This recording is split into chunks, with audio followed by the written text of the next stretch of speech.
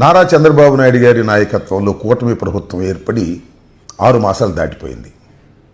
ఈ 6 మాసాల్లో ప్రజలు ఆశించినటువంటిది ఏది జరగకపోగా, వారు అనుకున్నది ఏది నెరవేర్చక తీవ్ర అసంతృప్తికి ప్రజలు గురవుతున్నారు.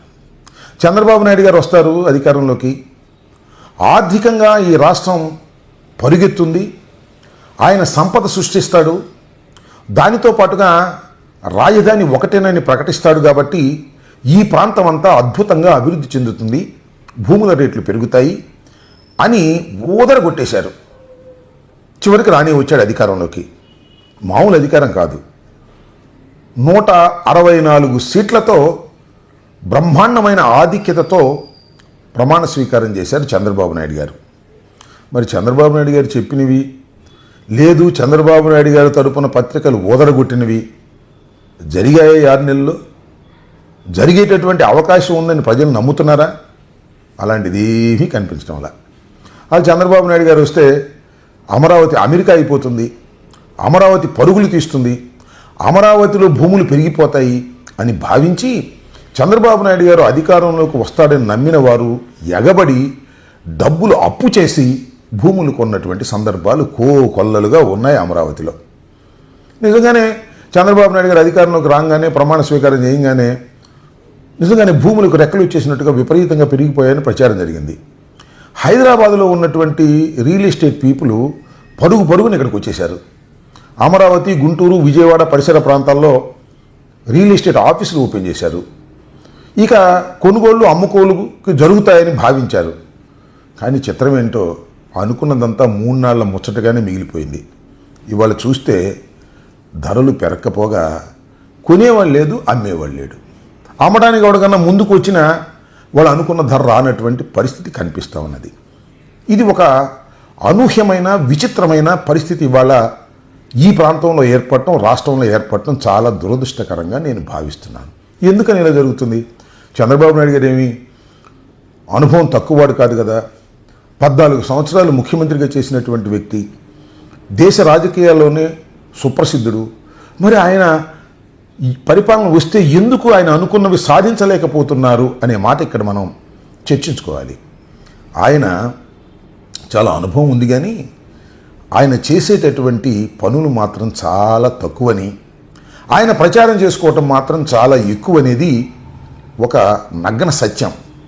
దీన్ని కప్పిపుచ్చుకోవడానికి ఆయనకున్నటువంటి పత్రికా బలం కానీ, ఆయనకున్నటువంటి సంస్థలు కానీ, ఆయన చాలా అద్భుతంగా పరిపాలన చేస్తాడని, అద్భుతంగా రాష్ట్రాన్ని అభివృద్ధి చేస్తాడని మాటల్లో చెప్పటమే తప్ప చేతల్లో చెప్పేటటువంటి పరిస్థితి మాత్రం లేదనే అంశాన్ని మనం తెలుసుకోవడానికి కొంత ఆలస్యం అవుతుంది తప్ప అది నగ్న సత్యం అని కూడా మనవి చేస్తున్నాను. చంద్రబాబు నాయుడు గారు వచ్చారు అధికారంలోకి, అమరావతిని అద్భుతంగా ముందుకు తీసుకువెళ్ళిపోతారు. డబ్బులు లేకపోయినా, డబ్బులు సృష్టించకపోయినా అప్పు చేసి దాన్ని చేస్తాడు, కేంద్రం కూడా సపోర్ట్ చేస్తుంది అని మాట్లాడారు. 15,000 కోట్ల రూపాయలు కేంద్రం సహాయం చేస్తుందన్నారు ముందు, తర్వాత ఏమో అప్పు ఇప్పిస్తుందన్నారు, వివిధ సంస్థలతో ఇప్పిస్తుందని చెప్పారు. ఇప్పుడు అప్పు సిద్ధమైపోయింది, సుమారుగా 31,000 కోట్లు అమరావతి పేరుతోనూ కాదు రాజధాని పేరుతోనూ, అదేవిధంగా అమరావతి పేరుతోనూ 21,000 కోట్లు అప్పులు పుట్టించేటటువంటి కార్యక్రమం చంద్రబాబు నాయుడు గారు చురుగ్గా చేస్తున్నారు. అయినా అమరావతిలో భూముల ధరలు పెరగడం లేదు, కృష్ణా గుంటూరు జిల్లాల్లో భూముల ధరలు పెరగడం లేదు. పెరక్కపోతే బెరక్కపోయాయి, తరిగిపోతున్నాయి. కొనేవాడు లేడు, అమ్మేవాడు ఎగబడుతున్నాడు. Real estate people America Hyderabad నుంచి ఎంత స్పీడ్గా వచ్చారో అంత స్పీడ్గా తమ ఆఫీసులను మూసుకుని మళ్ళీ హైదరాబాద్ వెళ్ళిపోయారు. ఇది చాలా ఆశ్చర్యాన్ని చూపిస్తున్నటువంటి అంశం. ఎందుకంటే చంద్రబాబు నాయుడు గారు ఏది చెప్పినా జరగదు అనేటువంటి భావన. 2014-19లో చంద్రబాబు నాయుడు గారు అమరావతిని అద్భుతంగా తయారు చేస్తామని సింగపూర్ కన్సార్టియం పెట్టాము, అసలు అద్భుతంగా పెరిగిపోద్ది, అది సిటీలు పెట్టామని చాలా ప్రచారం చేశారు, నవ సిటీలని. కానీ అక్కడ ఏమీ లేదు, గ్రాఫిక్స్లోనే అద్భుతంగా కనిపించింది తప్ప అన్నీ తాత్కాలికమే. అసెంబ్లీ తాత్కాలికమే, సెక్రటేరియట్ తాత్కాలికమే, హైకోర్టు తాత్కాలికమే. 5 సంవత్సరాల్లో చేయలేనటువంటి చంద్రబాబు నాయుడు గారు మళ్ళీ ఈ 5 సంవత్సరాల్లో అప్పులు చేసినా కూడా ఏమీ చేయలేడు. కేవలం అప్పులు చేసి ఖర్చు పెట్టి కాంట్రాక్టర్లకి, తన వ్యక్తులకి డబ్బులు దోచిపెట్టడానికి మాత్రమే అమరావతిని ఉపయోగించుకుంటారనేటువంటి విశ్వాసం వారిలోనే కలిగింది. అందువల్లే ముందుకు సాగనటువంటి పరిస్థితి వాళ్ళకి కనిపిస్తూ ఉంది. ఇదిలా ఉంటే ఆర్థికంగా రాష్ట్రం దబాల కింద పడింది. గతంతో పోలిస్తే ఒకసారి మనం గతంతోకి వెళ్ళి పోలిసి చూస్తే చంద్రబాబు నాయుడు గారు అధికారంలోకి రాకముందు ఇదే రోజుల్లో ఆదాయాలను మనం ఒకసారి చూసినట్లయితే ఆ ప్రభుత్వంతో పోలిసి చూసినట్టు మా ప్రభుత్వం ఉన్నప్పుడు పోలి చూస్తే సేల్స్ ట్యాక్స్ ఎంత రావాలో ఈ రోజులకి అంతకన్నా మా ప్రభుత్వం వచ్చిన దానికన్నా 1000 కోట్లు తక్కువ వచ్చింది. ఇది చిన్న అంశం కాదు. 1000 కోట్లు తక్కువ ఇవాళ సేల్స్ ట్యాక్స్ వచ్చింది. అంటే కొనుగోలు అమ్మకాలు తగ్గాయి. అంటే సామాన్యుడి కొనుగోలు శక్తి పడిపోయింది. పడిపోవటం వలన ఈ సేల్స్ ట్యాక్స్ ప్రభుత్వానికి రావాల్సిన 1000 కోట్లు రాకోకుండా పోయింది. ఇది దురదృష్టకరమైనటువంటి పరిణామం. అలాగే ఈ స్టాంప్ డ్యూటీసు ఈ రిజిస్ట్రేషన్స్కి సంబంధించి కూడా గతంలో ఇదే సంవత్సరంతో పోలిస్తే ఇదే రోజుకు పోలిస్తే అదే 1000 కోట్లు డమాలు పడిపోయింది. అంటే రిజిస్ట్రేషన్ భూములు జరగటం లేదు, ప్రాపర్టీ రిజిస్ట్రేషన్ జరగటం లేదు, ఫీజులు కట్టడం లేదు, వెనకబడి అది ఒక 1000 కోట్లు. అంటే సుమారుగా 2000 కోట్లు సేల్స్ ట్యాక్స్లోను రిజిస్ట్రేషన్ ఫీజుల్లోనే 2000 కోట్ల రూపాయలు గత సంవత్సరంతో పోలిస్తే వైసీపీ అధికారంలో ఉన్న దాంతో పోలిస్తే ఇవాళ 2000 కోట్లు తగ్గిపోయిందంటే ఆర్థికంగా పరుగులు తీస్తుందా, ఆర్థికంగా తిరోగమనంలో ఉన్నదో ఒక్కసారి రాష్ట్ర ప్రజానీకం అర్థం చేసుకోవాలని మనం చేస్తున్నాం. ఈ కేంద్ర గ్రాంట్ల సంగతి చెప్తే 12,510 కోట్లు గతం కన్నా ఇప్పుడు తగ్గాయి.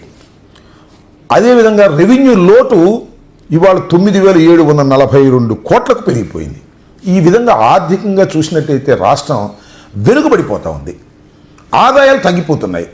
చంద్రబాబు నాయుడు గారు ఏం చెప్పారు? నేను అధికారంలోకి వస్తే ఆదాయాలు పెరిగిపోతాయన్నారు, సంపద సృష్టిస్తానన్నారు.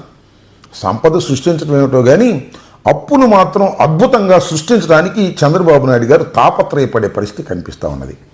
అప్పులు సృష్టించడమే తప్ప ఆయన సంపద సృష్టించడం అనేది ఆయన వల్ల అవుతుందని ఎవరైనా అనుకుంటే అది భ్రమ మాత్రమేనని ఈ సందర్భంగా నేను చెప్పదలుచుకున్నా. మీరు గతంలో కూడా చూశారు, ఆయన సంపద సృష్టించడం అంటే ఉన్నాయి అమ్మడం. ప్రైవేట్ రంగ సంస్థలు అమ్మేశాడు. ఎవరికి అమ్మాడు? పప్పు బెల్లాల కింద తనకు కావాల్సిన మనుషులకు అమ్మేసి దానిలో కమిషన్లు కొట్టేసినటువంటి పరిస్థితి. ఈ విధంగా ప్రతి సంక్షోభాన్ని తనకు అనుకూలంగా తన ఆదాయాన్ని పెంచుకునే విధంగా ఉపయోగించుకోవడానికి ప్రయత్నించేటటువంటి వ్యక్తే చంద్రబాబు నాయుడు గారు తప్ప పరిపాలనా దక్షుడని ఊరికి డబ్బా కొట్టుకోవడం తప్ప పరిపాలన దక్షత లేదు, ఆదాయాన్ని సృష్టించటమూ లేదు. ఆయన సమర్థవంతమైన పరిపాలన అంతకంటేనూ లేదు. ఈ 5 సంవత్సరాల్లో మీరు చూడబోతున్నారనేది కూడా నేను ఈ సందర్భంగా చెప్పదలుచుకున్నా. ఎవరైతే అద్భుతంగా పెరిగిపోతుంది రియల్ ఎస్టేటు, మా అందరికీ లాభాలు వస్తాయి అని ఆవురావురమంటూ ఎగబడి కొన్నారో వాళ్ళు తలకాయలు పట్టుకొని తిట్టిన తిట్టు తిట్టకోకుండా తిట్టుకుంటున్నారనే విషయాన్ని చంద్రబాబు నాయుడు గారి చెవులకు చేర్చడం అనేది ఎవడి వల్ల కానటువంటి అంశం. ఏది ఏమైనా ఈ రాష్ట్రంలో అభివృద్ధి జరగకపోగా తిరోగమనంలో ఆర్థిక వ్యవస్థ ఉన్నది అనే విషయాన్ని ముఖ్యంగా ప్రజలు గమనించాలని సందర్భంగా మనవి చేస్తున్నాం. ఇది ఇలా ఉంటే హైదరాబాద్ ఎలా ఉంది? హైదరాబాద్ ఏమైనా అద్భుతంగా ఉందంటే హైదరాబాద్ అన్ని వస్తువులు ఉన్నటువంటి ప్రాంతం, అద్భుతంగా డెవలప్ అయిన ప్రాంతం. నేనేమి కేసీఆర్ గారి గురించి గొప్పగా చెప్పట్లేదు, కానీ కేసీఆర్ గారి కాలంలో అద్భుతంగా పెరిగింది, బ్రహ్మాండమైన ఇన్ఫ్రాస్ట్రక్చర్ వచ్చింది. ఇవాళ చూస్తే హైదరాబాద్కి కూడా దిక్కులేదు. ఎందుకంటే రియల్ ఎస్టేట్ పీపుల్ మన ప్రాంతం వల్లే ఎక్కువ అక్కడ మంది చేసేవాళ్ళు ఉన్నారు. అక్కడ కూడా ఇదే పరిస్థితి. ఇదేమో వెనుకబడి ఉంది, రాజధాని కంప్లీట్ కాలేదు. అది పరిపూర్ణమైన రాజధానిగా ఉన్నా కూడా అక్కడ మరి ఎందుకనో ఒక్కసారిగా రియల్ ఎస్టేట్ డామును పడిపోయింది. కారణం ఏంటో నేను ప్రత్యేకంగా చెప్పాల్సిన అవసరం లేదు. రేవంత్ రెడ్డి గారు తీసుకున్నటువంటి నిర్ణయాలు, ఆయన హైడ్రా అని ఒకటి పెట్టి అన్నీ కూల్చేశాడు. అఫ్కోర్స్ అవన్నీ ఇల్లీగల్గా అయి ఉండొచ్చు, కానీ ఎవరైతే సామాన్యులు కొనుక్కున్నారో వాళ్ళందరూ బజార్ని బట్టి లబో దిగోమని ఏడ్చేటటువంటి పరిస్థితి వచ్చింది. అందువల్ల అసలు అక్కడ రియల్ ఎస్టేట్ చేయటమే మహాపాపం అనేటువంటి పద్ధతుల్లో రియల్ ఎస్టేట్ చేసేవాళ్ళు పక్కకు తప్పుకున్నారు. హైదరాబాద్ పరిస్థితి అలా ఉంది, ఆంధ్రప్రదేశ్ ప్రభుత్వం ఇలా ఉంది. కర్ణాటకలో మాత్రం అద్భుతంగా రియల్ ఎస్టేట్ జరుగుతూ ఉంది, అభివృద్ధి జరుగుతూ ఉంది. దీన్ని మనం అందరం తెలుసుకోవాలి. ఇక్కడ చంద్రబాబు నాయుడు గారు అధికారంలోకి వస్తే అద్భుతాలు జరిగిపోతాయని ఆశపడ్డటువంటి ప్రజానీకం అందరూ కూడా ఇవాళ అవాక్కై చూస్తున్నటువంటి సందర్భం. నేను మరొక్కసారి చెప్తున్నాను, చంద్రబాబు నాయుడు గారు అధికారంలో ఉన్నంత కాలం రాష్ట్రం తిరోగమనంలోనే ఉంటుంది. జగన్మోహన్ రెడ్డి గారు అనుభవం లేదు. జగన్మోహన్ రెడ్డి గారు పప్పు బెల్లాలు ప్రజలకు పంచేశాడు, ఎవరికి పడితే వాళ్ళకి డబ్బులు ఇచ్చేశాడు, బటన్ నొక్కేశాడు. అనే మాటలు మాట్లాడారు. ప్రజల చేతుల్లోకి డబ్బులు వెళ్ళాయి, వారి కొనుగోలు శక్తి పెరిగింది, వారు బజారుకి వచ్చి షాపుల్లో కొనుక్కున్నారు.